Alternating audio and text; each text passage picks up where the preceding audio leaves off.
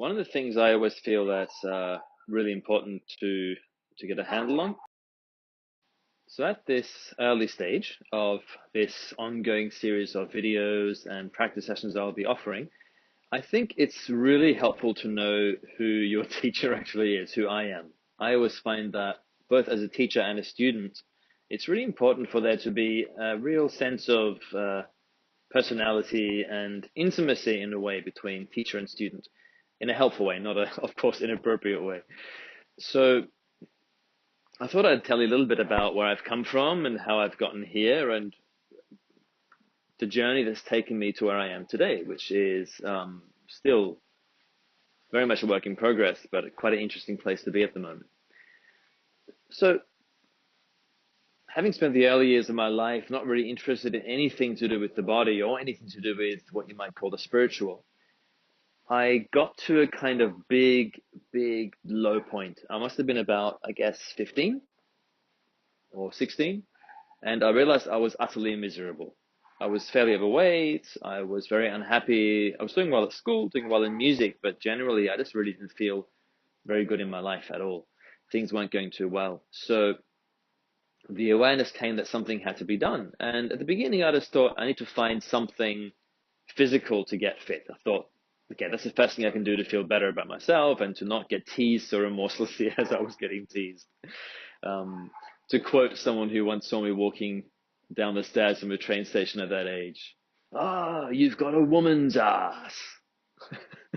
And that really, that's an example. It might be quite funny now, but at the time when you're a teenager, I was mortified and really upset. So I thought, okay, let's get fit first. And I tried a few things, swimming, running. I hated those things. You try to get me to go for a run, I would just give up within 10 minutes and have a cake instead at a local cafe that I was passing. Much more interesting. So I thought, okay, I have to do something different. And my brother, my second brother down the line, Daniel, started a martial art called Ninja-kai Taijutsu, an ancient kind of Japanese thing. So I thought, okay, I'm going to give this a go. I went along after he'd started already, in the middle of a very busy time at school, the final examinations actually for university. Must have been 16 or so by that stage, or nearly 16, I think. So went along, instantly loved it.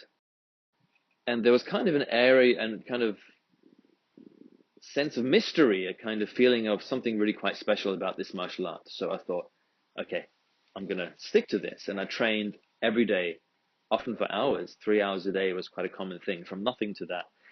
So of course, very quickly, the weight fell away. I became generally much happier because I was within a community who I felt accepted by, all this kind of day-to-day stuff. But then what really made a difference is that the teacher, who was a Taiwanese man called John Ang, was the master of this school. The other two masters were in Japan, and he was based in Western Australia, where I lived at the time. And he was a Taoist, Taoism, for those who don't know Taoism. Taoism, it's one of the ancient arts of China, and a beautiful spiritual path. So he was part of that, and a very well-practiced person within that tradition. So he started to teach us meditation and the Eastern philosophies. And I'd never had any real grounding in any of that before. So I went along, I must have been 16, 17, and he insisted all of us more advanced students were learning meditation. He thought it was very important for us to not misuse what we were learning. And of course, being a young guy, I thought it was pretty cool and pretty interesting. I was learning all this mystical stuff and fighting and then meditation. And I still remember the first meditation we did, he got us to lie down on the ground and gave us the instruction to imagine we were dead. So I'm lying there at 17, really going with this, really imagining I was actually dead and how that would feel. And I still had an incredibly profound experience to this day. Nothing much has really countered that particular sense. I mean, of course, I've gone very deep in other directions, but just that first entry into the world of meditation was extremely memorable and very powerful. It was just life-changing. So since then, I've been playing on and off with meditation for many years. I stopped the martial art after a few years longer because I was getting injured and injuring other people. Um, so to find something else. And I was meditating occasionally, but nothing formal. So nothing really changing or going anywhere. Until I found a particular form of yoga in 2001, January, I still remember, called Ashtanga Yoga. And we now call it more commonly Ashtanga Vinyasa Yoga, which is a particular, very vigorous physical form of practice that also includes the other aspects of yoga quite late along the path. So from day one, I was hooked. And really, the next few years developed beautifully. I spent years and years, I think 13 years, every single day, 6 days a week, doing that practice.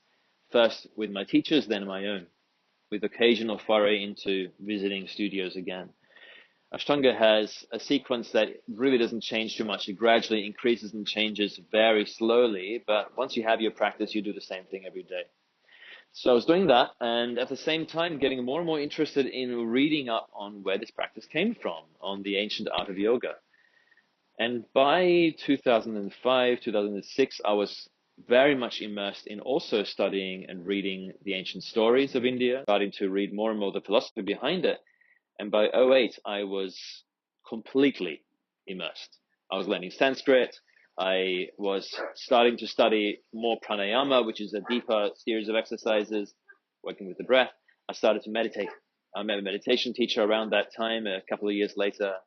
So everything started to change. And really, it's completely transformed me to the point where I gave up all my acting and music that I was doing in order to more fully enter this world, which I find incredibly rich and nourishing. I wouldn't change it for the world. It's something that I still love to pass on and love to share and love to continue to study and develop. So that's my journey in a nutshell. There'll be lots more personal stories as we go, but that's really the starting point.